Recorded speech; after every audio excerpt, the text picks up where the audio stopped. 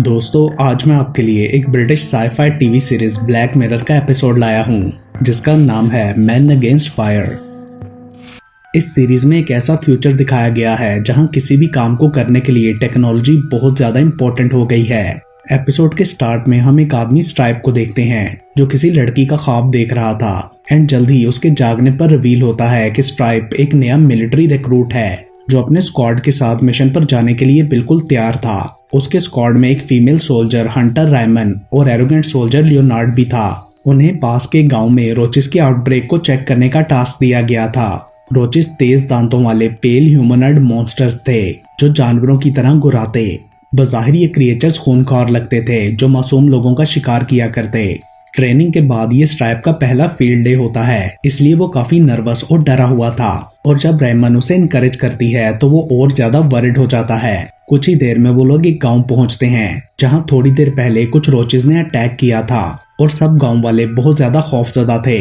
वो लोग सिचुएशन को एक्सप्लेन करने की कोशिश करते हैं मगर उनकी लैंग्वेज सोल्जर समझ नहीं पा रहे थे, इसलिए ग्रुप की कमांडर मेडिना ट्रांसलेटर ऑन करके उनसे बात करती है जिससे उसे पता चलता है कि रोचेस छुपने के लिए किसी पार नाम के बंदे की तरफ भाग गए हैं। पार एक रिलीजियस फ्रीक है जो अकेला रहता था और अपेरेंटली उसे कुछ मेंटल हेल्थ इश्यूज भी थे।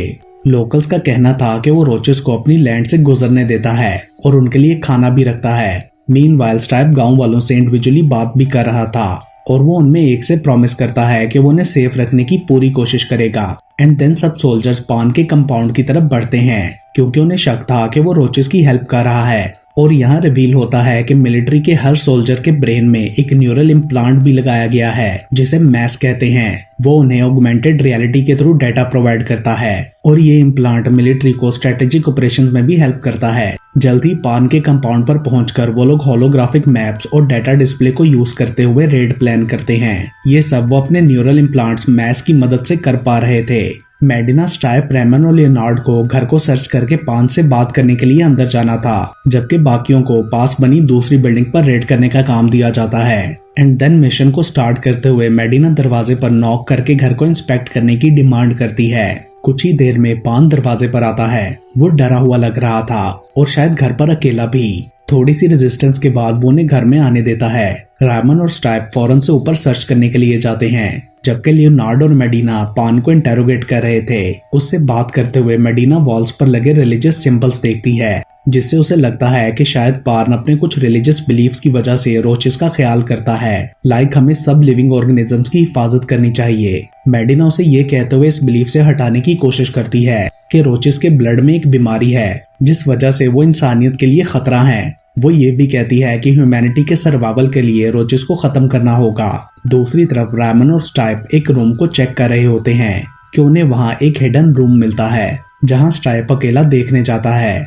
वहां उसे पर्दे के पीछे कुछ साए नजर आते हैं और पर्दा हटाने पर वहां 3 खौफनाक रोचेस थे जिनके तेज दांत, बेरंग आंखें और फ्लैट नोज थी। उनमें से एक के हाथ में कोई मिस्टीरियस सी डिवाइस थी ग्रीन लाइट वाली। स्ट्राइप फौरन ही उनमें से एक को सर में शूट करके मार डालता है और दूसरे से लड़ने लगता है। जब वो क्रिएचर उसे दांत से काटने लगता है तो स्ट्राइप ने अपनी नाइफ निकालकर उसे स्टैब कर दिया था। स्ट्राइप इस सबसे काफी डिस्टर्ब हो गया था, इसलिए वो उस रोच के मरने के बाद भी काफी देर तक उसे स्टैब करते रहता है। देन स्ट्राइप उस मिस्टीरियस ग्रीन लाइट डिवाइस को एग्जामिन करते हुए एक फ्लैश एक्सपीरियंस करता है जिससे उसकी आंखों में हल्का सा प्रेशर आया था। उसकी मदद के लिए आने वाली रेमन को एक रोच स्टेयर से नीचे गिरा देता है जो वहां से भाग रहा था। मीनवाइल पान मेडिना को स्टैब करने की कोशिश करता है मगर वो लोग उसे पकड़ लेते हैं। एंड देन मेडिना बेस पर वापस जाते हुए उस जगह को आग लगाने का डिसाइड करती है जिससे वो ग्रीन लाइट डिवाइस भी तबाह हो गई थी।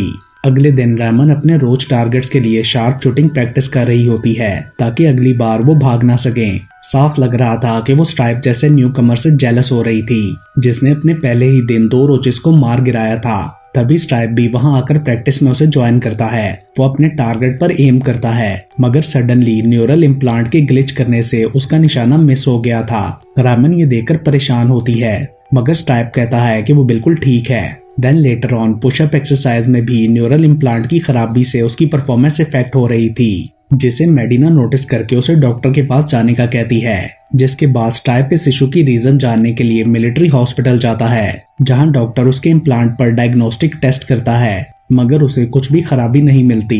स्ट्राइप डॉक्टर को उस ग्रीन डिवाइस के बारे में भी बताने की कोशिश करता है, मगर उसे कुछ भी समझ नहीं आता। इसलिए वो स्ट्राइप को आर्क्विट के पास रेफर करता है, जो कि मिलिट्री साइकोलॉजिस्ट था। उसका ख्याल था कि मे बी स्ट्राइप की प्रॉब्लम साइकोलॉजी से रिलेट कर रही हो, क्योंकि उसने 2 रोचेस को ब्रूटली मारा है। और वो कहता है कि कुछ दिन के प्रॉपर रेस्ट से सब ठीक हो जाएगा। जाने से पहले वो स्ट्राइप को अपने ड्रीम्स के लिए कुछ स्पेशल प्रोग्राम करके अच्छी नींद सोने का कहता है। और इस ड्रीम में भी स्ट्राइप को बार बार आने वाली वही फैंटेसी थी, जिसमें वो एक ब्यूटीफुल लेडी को देखता है। मगर ये ड्रीम इस बार ज्यादा इंटेंस था। स्ट्राइप अपने सपने में उसके साथ इंटीमेट होता है। दोनों अच्छा टाइम स्पेंड कर रहे थे कि तभी इम्प्लांट का ग्लिच दोबारा आ जाता है, जिसने उसे उठने पर मजबूर कर दिया था।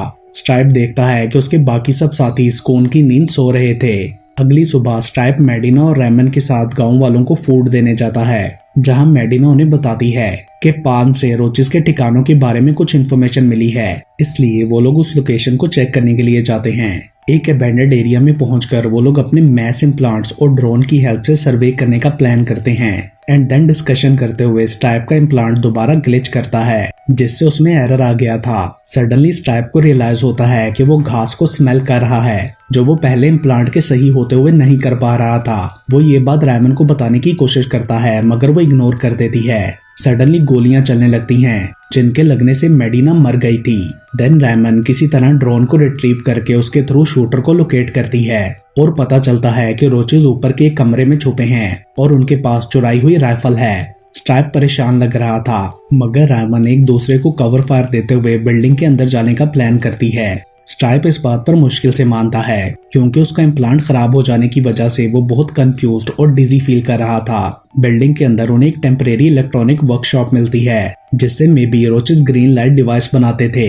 कुछ देर बाद स्ट्राइप को इससे भी ज्यादा सरप्राइजिंग चीज मिलती है। वो एक कमरे में नॉर्मल लड़की को छुपा हुआ देखता है, जो अपनी लाइफ के लिए बैक कर रही थी। वो बिल्कुल भी रोज जैसी नहीं लग रही थी, इसलिए स्ट्राइप उसे वहां से चले जाने का कहता है और बोलता है कि वो उसे हर्ट नहीं करेगा। वो भागने के लिए हॉलवे की तरफ जाती है, बट शॉकिंगली रेमन ने उसे शूट करके मार डाला था। ये देखकर स्ट्राइप दंग रह जाता है। वो रेमन से पूछता है कि उसने ऐसा क्यों किया, मगर वो उसे छोड़कर आगे बढ़ जाती है ताकि और रोचेस को मार सके।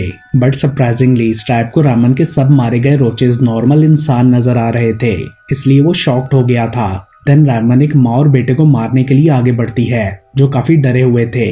तो स्ट्राइप उसे रोकने के लिए मार के बेहोश कर देता है, मगर इस चक्कर में उसे भी गोली लग गई थी। बट वो फिर भी लड़खड़ाता हुआ उन दोनों माँ बेटे के साथ वहां से भाग जाता है। उसका खून कंटिन्यूअसली बह रहा था। रेमन पीछे से होश में आने के बाद उन्हें मिलिट्री व्हीकल से भागता हुआ देखती है। काफी ज्यादा खून बह जाने की वजह से थोड़ा ही आगे जाने पर स्ट्राइप बेहोश हो जाता है, जिससे गाड़ी जंगल के बीच में रुक गई थी। देन वो लेडी स्ट्राइप को ड्रैग करते हुए पास की हिडन केव में ले जाकर उसके जख्मों को ट्रीट करती है। होश में आने पर स्ट्राइप उस लेडी को बैंडेजेस लगाता देखकर चौंक जाता है। वो औरत अपना नाम कैटरीना और बेटे का एलेक बताती है। एंड देन वो रिवील करती है कि जिन रोचेस का मिलिट्री शिकार कर रही है, असल में वो सब नॉर्मल इंसान ही हैं। मैस इम्प्लांट सोल्जर्स की सेंसेस को बदल देता है, जिससे उन्हें वो इनह्यूमन मॉन्स्टर जैसे दिखते हैं, क्योंकि हायर क्लास लोग रोचेस को बीमार, गरीब और स्टूपिड लोग समझते हैं। कैटरीना ये भी बताती है कि वो ग्रीन लाइट डिवाइस मेरे दोस्त ने बनाई थी इम्प्लांट के साथ गड़बड़ करने के लिए, ताकि सोल्जर्स रोचेस की असली शक्ल देख सकें। मिलिट्री इसको जेनेटिक क्लिनजिंग का नाम देकर रोचेस की नस्ल खत्म कर रही है। ये सब सुनकर स्ट्राइप शॉक था। वो पूछता है कि फिर गांव वाले रोचेस से नफरत क्यों करते हैं, क्योंकि उनके ब्रेन में तो इम्प्लांट्स नहीं है। जिस पर कैटरीना कहती है कि वो लोग एक प्रोपोगंडा की वजह से उन्हें कम जात समझते हैं। 10 साल पहले गवर्नमेंट ने पूरी दुनिया में डीएनए चेक्स किए थे, जिससे सब कुछ बदल गया। जिन लोगों में जेनेटिक बीमारियों का इम्कान था, उन्हें रोचेस कैटेगराइज कर दिया गया और इसके बारे में सोशल मीडिया और टीवी पर एक कैंपेन चल गई। वो दोनों बात कर ही रहे थे कि तभी रेमन वहां पहुंच जाती है।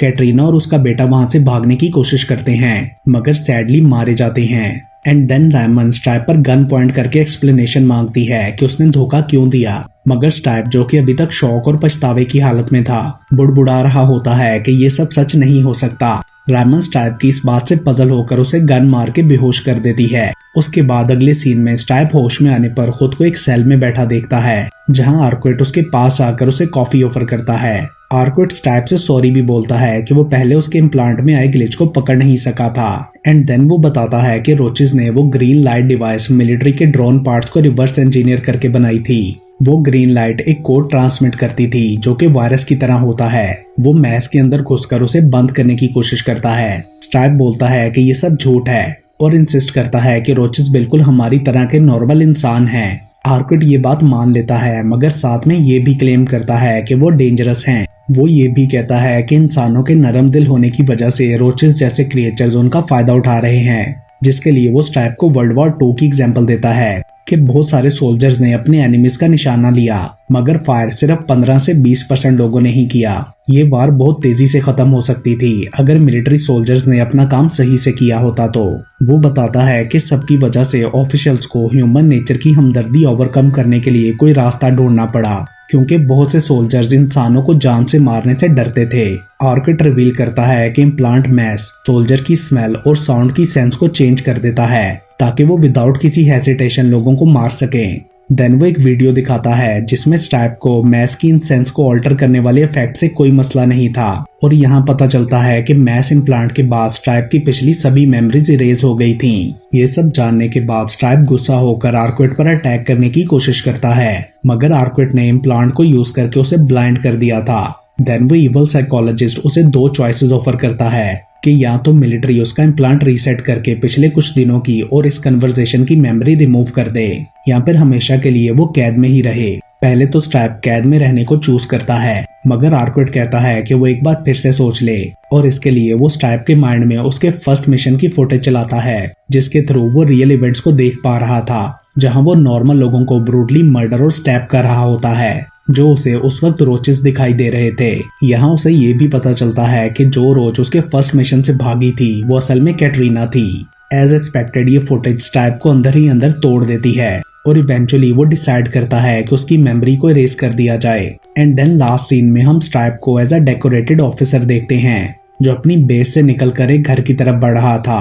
उस घर के सामने जाकर उसकी आंखों से आंसू गिरते हैं, और वो स्माइल करते हुए अपनी ड्रीम वाली लड़की को खाली और खस्ता हाल घर में से अपनी तरफ आता देखता है। और इसके साथ ही ये मूवी यहीं पर खत्म हो जाती है।